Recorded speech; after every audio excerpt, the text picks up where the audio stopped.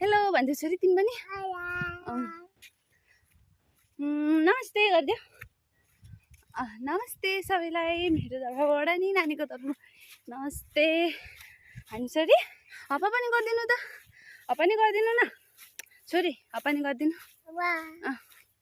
हप्पा खै गरिदिएको त हप्पा हो हप्पा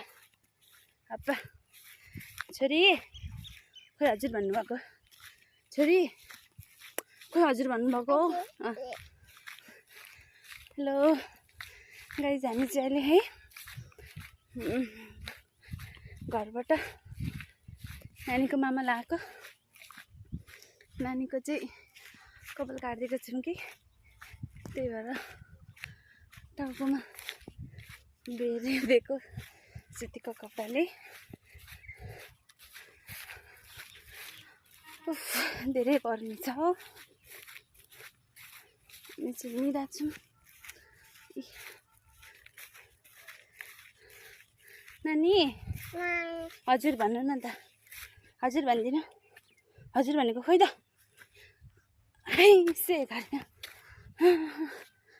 गाइज फाइनल्ली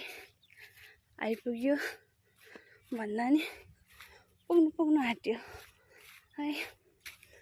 अब सास बढ्छ नि त नानी बोकेर हिँडिरहेको छ त्यही भएर अलिक स्यास्या भएको देखेर सोच्नुहुन्छ ल के भएको भनेर दमको बिरामी त होइन स्यास्या भएको सुनेर त्यस्तो लाग्छ होला तर बिरामी चाहिँ होइन हल्का गलेको अवस्था अरे के फाइनली गाइस